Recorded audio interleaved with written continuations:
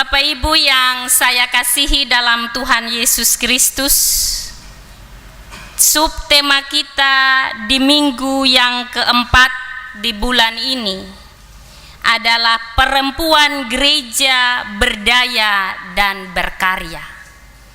Kalau di minggu lalu subtema kita pemuda gereja, pemuda tangguh, tulang punggung keluarga dan gereja. Kalau di hari ini dan sepanjang minggu ini kita berbicara tentang perempuan gereja berdaya dan berkarya. Bapak Ibu yang saya kasihi dalam Tuhan Yesus, kalau berbicara tentang perempuan, maka kita akan kilas balik kepada awal ketika dunia ini diciptakan. Saat Allah menciptakan Hawa untuk menjadi pendamping bagi Adam di Taman Eden, Allah berkata kepada Adam, "Aku akan menjadikan penolong bagimu." Tuhan tidak bilang kalau Dia akan menjadikan perempuan itu untuk jadi istri bagi Adam sang lelaki, tapi Tuhan menyampaikan dan berkata bahwa aku akan menjadi penolong. Menjadi seorang penolong berarti dia kuat, karena dia akan menolong. Dia akan menjadi penolong bagi orang lain. Dan karena itu dalam panggilannya seorang perempuan di tengah kehidupannya, dia adalah penolong bagi suaminya. Dalam hukum patriarkal masyarakat atau bangsa Israel Yahudi, perempuan tidak mendapat tempat dalam strata masyarakat dan kehidupan bersosial di Israel atau Yahudi. Perempuan berada pada tingkatan yang paling rendah,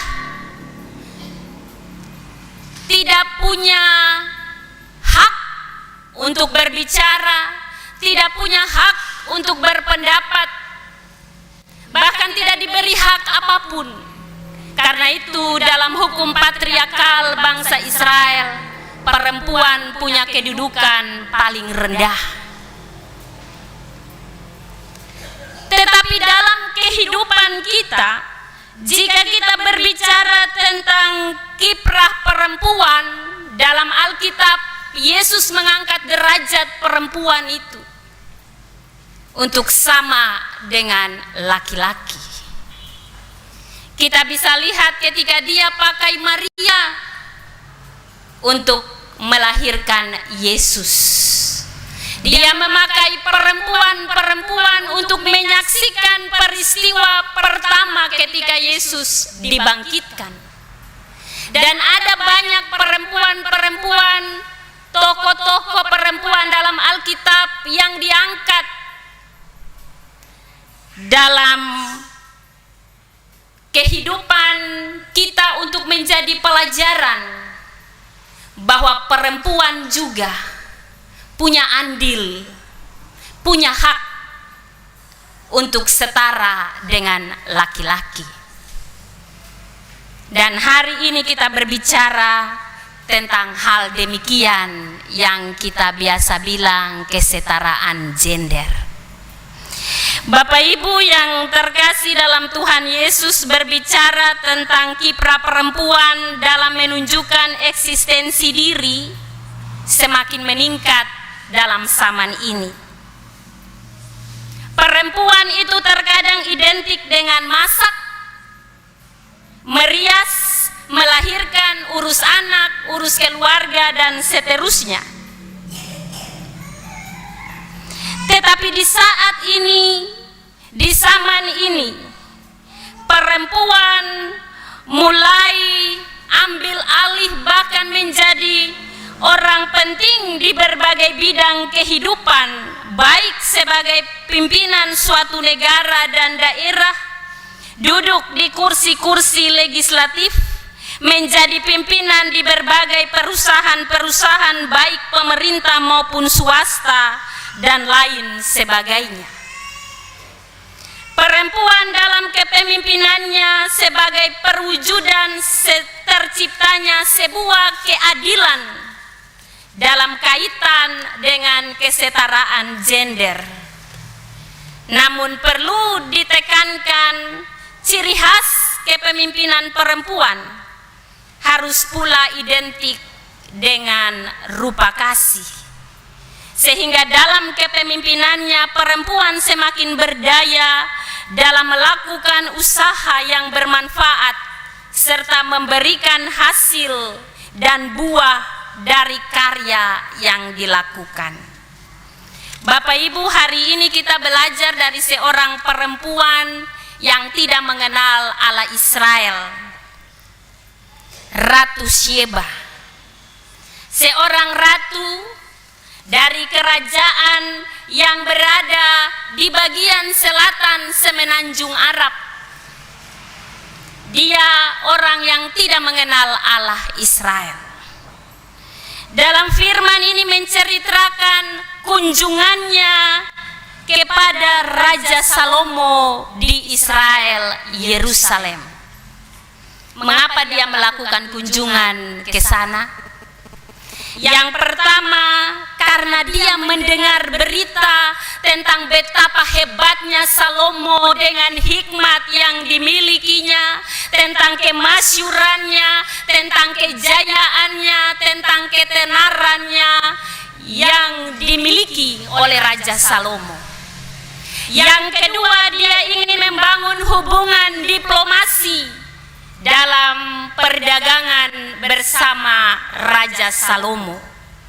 Dan karena itu dia datang mengunjungi Raja Salomo untuk menguji apakah benar apa yang dia dengar sesuai dengan apa yang terjadi. Dia ingin bukti.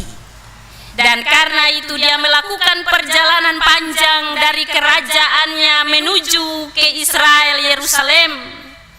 Dan di sana dia bertemu dengan Raja Salomo. Ketika dia melihat segala hal yang terjadi di kerajaan Israel yang dipimpin oleh Salomo dengan hikmat yang Salomo miliki, maka dia mengaku dengan mulutnya sendiri, "Engkau melebihi kabar yang kudengar." Dia menyanjung Raja Salomo dengan hikmat yang Salomo miliki. Salomo mampu membangun sebuah kerajaan Israel yang besar, yang mengalami kemakmuran, kejayaan, ketenaran. Bahkan Salomo menjadi raja yang termasyhur di saat itu. Apa yang mengakibatkan dia mengalami hal demikian? Hanya karena anugerah hikmat yang dia peroleh dari Tuhan. Sehingga Ratu Sheba dengan sebuah pengakuannya, dia memuliakan Allah Israel, Yahweh. Dan dia berkata dalam ayat 8 intro itu kita tadi, "Terpujilah Tuhan Allahmu yang telah berkenan kepadamu sedemikian, hingga ia mendudukan engkau di atas taktanya sebagai raja untuk Tuhan Allahmu. Karena Allahmu mengasihi orang Israel, maka ia menetapkan mereka untuk selama-lamanya dan menjadikan engkau raja atas mereka untuk melakukan keadilan dan kebenaran." Sebuah pengakuan dari mulut seorang ratu yang tidak mengenal Allah. Dia memuliakan Allah, dia memuji Allah karena hikmat yang dimiliki oleh Salomo, dan hikmat itu berasal dari Allah yang Allah berikan bagi Salomo untuk melakukan tanggung jawab kepemimpinannya sebagai raja di Israel. Bahkan dan pada akhirnya dia memberi pemberian yang begitu mahal dan berharga bagi Salomo. Demikian pun Salomo memberikannya bagi Ratu Sheba dalam rangka hubungan diplomasi yang dibuat oleh seorang ratu dari negeri asing dengan Raja Salomo dari Israel. Mereka membangun hubungan perdagangan kerjasama sebagai pemimpin untuk mensejahterakan bangsa dan negeri mereka masing-masing, tetapi juga untuk kesejahteraan rakyat yang mereka pimpin. Bapak Ibu jemaat yang saya kasihi dalam Tuhan Yesus Kristus, dari kisah pertemuan antara Ratu Sheba dan Raja Salomo, kita melihat bahwa melalui sikap hidup Raja Salomo, Ratu Sheba yang semula tidak mengenal Tuhan Allah menjadi mengenal Tuhan Allah Israel. Melalui sikap hidup dan pemerintahan yang dipimpinnya, Salomo sudah memperlihatkan anugerah Tuhan, kuasa Tuhan, kemuliaan Tuhan dalam perbuatan-perbuatan baik yang dia lakukan bagi Israel dan rakyat Israel. Sehingga Tuhan Allah Israel dikenal dan disembah oleh bangsa lain, oleh Ratu Sheba. Hal lain yang kita pelajari dari bagian firman ini adalah seorang ratu yang tidak mengenal Allah dibuat takjub oleh hikmat Allah, sampai ia punya kerinduan yang begitu besar untuk melihat dan membuktikan hikmat dan mengenal sang sumber hikmat itu. Bahkan Ratu Sheba memberikan banyak persembahan kepada Raja Salomo untuk membuktikan betapa kekagumannya dia terhadap Salomo, tetapi juga untuk mengikat hubungan kerjasama yang dibangun antara Israel dan kerajaan Ratu Sheba. Dan pada akhirnya kedua kerajaan ini ada dalam hubungan kerjasama yang baik untuk saling menguntungkan antara satu dengan yang lain. Dan Salomo memperlihatkan kemuliaan Allah lewat hikmat yang Allah berikan baginya. Kebijaksanaannya, ketenarannya, kemakmurannya, dan kejayaannya merupakan anugerah Tuhan yang dia pergunakan dengan baik untuk rakyat dan bangsa Israel yang dipimpinnya dan untuk menjadi kemuliaan bagi Tuhan. Bapak Ibu, dari firman ini kita belajar bahwa kehidupan kita sebagai orang percaya harus membawa dampak yang baik bagi orang lain. Dimanapun kita berada, kita harus menunjukkan kebaikan hati kita. Perbuatan kita kepada sesama merupakan cerminan dari kasih dan pengenalan kita kepada Kristus. Sikap hidup kita hendaknya merupakan pemberitaan tentang Tuhan kepada orang lain. Jadi dari perilaku hidup kita, orang lain mengenal siapa Tuhan yang kita imani dan kita sembah, seperti yang dilakukan oleh Salomo. Lewat perbuatan baiknya, orang asing yang tidak mengenal Tuhan Allah mengenal siapa Allah Israel, bahkan memuji serta memuliakan Allah Israel dari mulutnya sendiri. Bapak Ibu, kita semua kenal seorang tokoh besar yang bernama Mahatma Gandhi. Dia pernah berkata begini, "Saya mencintai Kristus, tetapi tidak orang-orang Kristen. sebab mereka tidak seperti Kristus. Perkataan ini merupakan sebuah kritikan terhadap orang-orang Kristen di saat itu, karena kehidupannya tidak mencerminkan ajaran Kristus sendiri. Bapak, Ibu, dan saya, kita berjalan dengan label Kristus di dalam kehidupan kita. Kristen Kristus. Maka ciri kehidupan kita harus mencerminkan Kristus dalam hidup ini.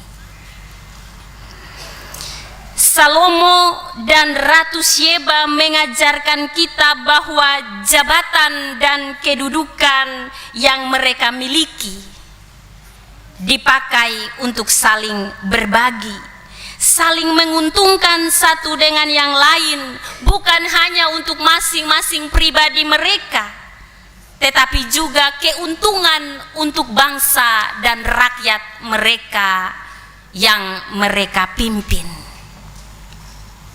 Rakyat dan bangsa turut merasakan sukacita karena apa yang mereka lakukan dalam hubungan kerjasama yang dibangun. Dalam status dan jabatan serta kedudukan yang mereka miliki, mereka bekerja untuk kesejahteraan bangsa dan rakyat mereka, bukan untuk mencari keuntungan sendiri atau untuk pribadi mereka. Maka hal ini yang menjadi contoh bagi kehidupan kita, bahwa dengan tanggung jawab anugerah yang Tuhan percayakan, kedudukan jabatan yang kita miliki, mari kita melakukannya untuk saling berbagi, saling menguntungkan satu dengan yang lain. Salomo dan Ratu Syeba bisa saja memerintah dengan otoriter karena mereka berkuasa. Mereka bisa saja melakukan penyimpangan-penyimpangan kesewenangan karena mereka punya kedudukan yang baik sebagai pimpinan raja pada bangsa mereka masing-masing. Tetapi mereka menunjukkan hal baik dalam pemerintahan dan kepemimpinan yang mereka lakukan semata-mata hanya untuk kesejahteraan bangsa rakyat dan untuk kemuliaan nama Tuhan.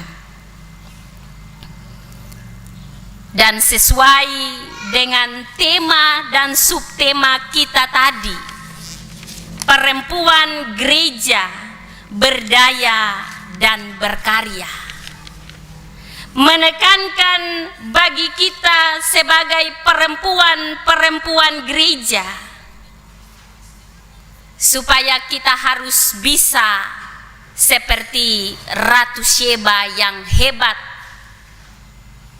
Kita bukan saja berurusan dengan masak, merias, urus anak, kerja di dapur dan seterusnya, tetapi kita diberi hak yang sama untuk tampil dan sejajar dengan laki-laki. Sebab kita diciptakan untuk menjadi penolong.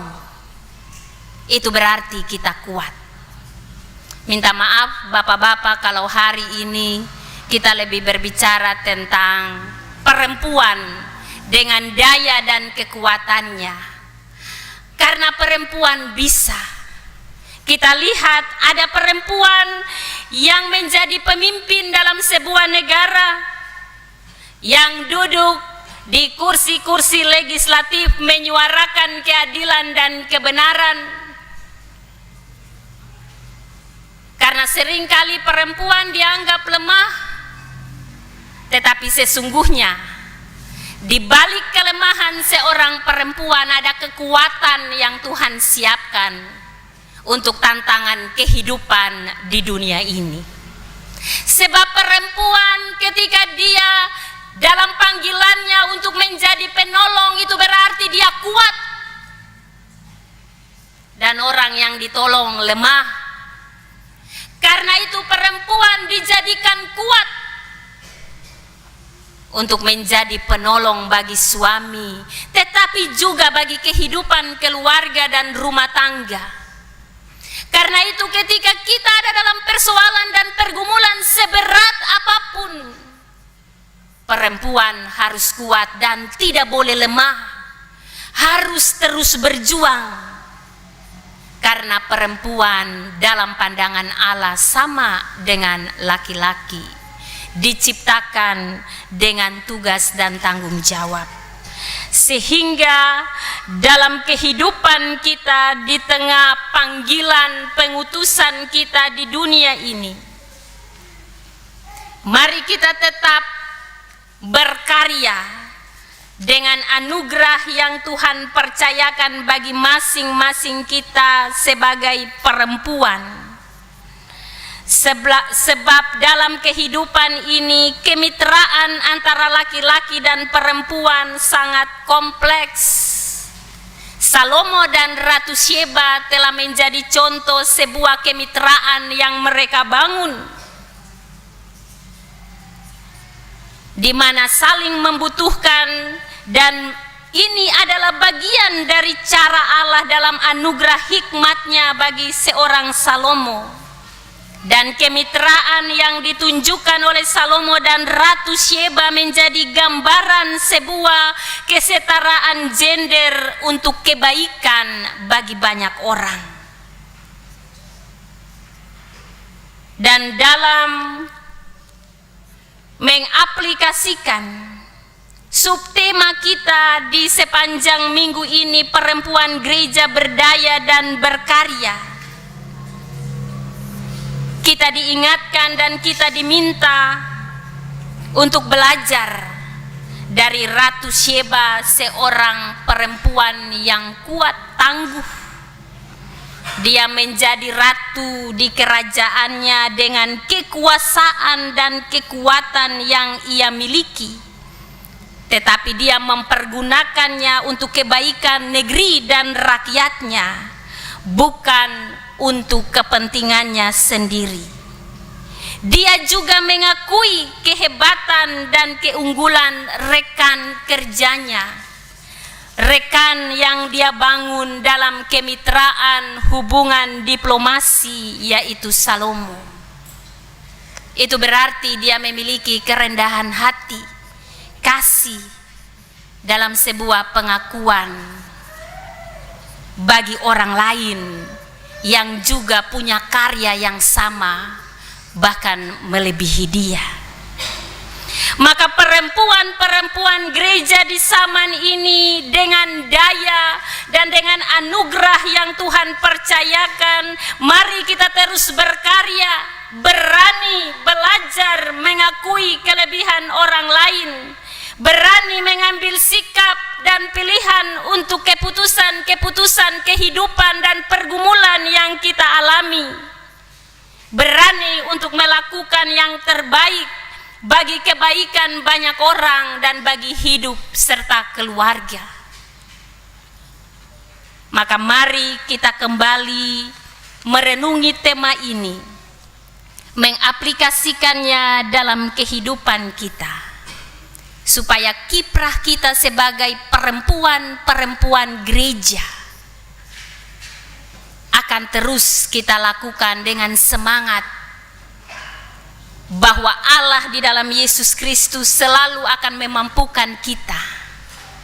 Karena kelembutan seorang perempuan, kasih seorang perempuan akan mengubah segala situasi sulit, penderitaan, pergumulan yang kita gumuli. Sebab perempuan akan selalu identik dengan kelembutannya, dengan kasih sayangnya. Dengan kelemah lembutan itulah dia mewujudkan kasih di tengah kehidupan, panggilan dan karya yang dilakukan bagi diri, bagi keluarga, dan bagi sesama. Perempuan gereja harus maju terus berkarya bagi Tuhan, sebab Tuhan mengizinkan dan memampukan untuk melakukan setiap pergumulan, pekerjaan, pengabdian, tetapi juga perempuan gereja dipersiapkan dengan kekuatan dari Tuhan untuk terus menantang hidup ini, sehingga dia tidak lemah, tetapi dia bisa bermitra seperti Salomo dan Ratu Sheba, membangun kebersamaan untuk menghasilkan buah yang baik bagi sesama dalam kehidupan ini. Tuhan memberkati kita dengan firman-Nya.